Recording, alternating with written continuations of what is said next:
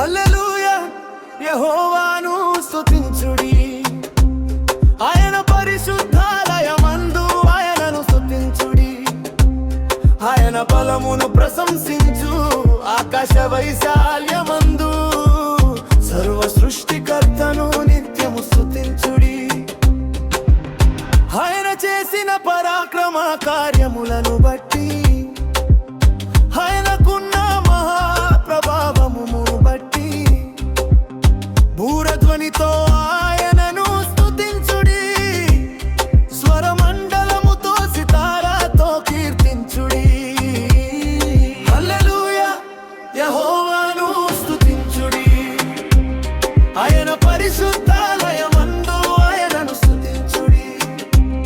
ఆయన బలమును ప్రశంసించు ఆకాశ వైశాల్యమందు సర్వ సృష్టికర్తను నిత్యము స్తుతించుడి. తంబురలతోనూ నాట్యముతోనూ ఆయనను కొనియాడుడి.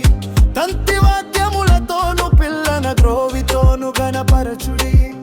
బ్రోగెడి తాళములతో ఆయనను స్తుతించుడి.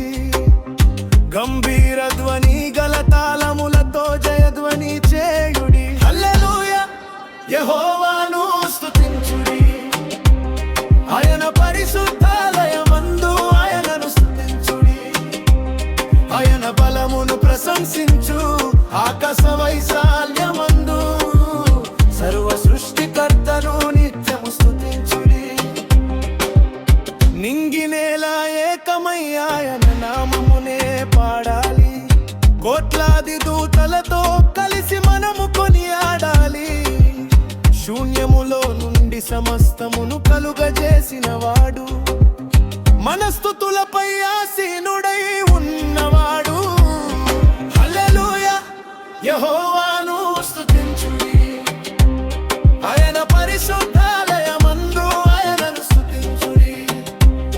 ఆయన బలమును ప్రశంసించు ఆకాశ వైశాల్యమందు సర్వ సృష్టికర్తను నిత్యము స్తుతించుడి. సజీవమైన ప్రతి ప్రాణి యెహోవాను స్తుతించునుగాక. శ్వాస ఉన్న ప్రతి జీవి ఆయనను ఘనపరచునుగాక. రాజుల రాజుకు, ప్రభువుల ప్రభువుకు నిరంతరము స్తోత్ర బలులు చెల్లించుదము.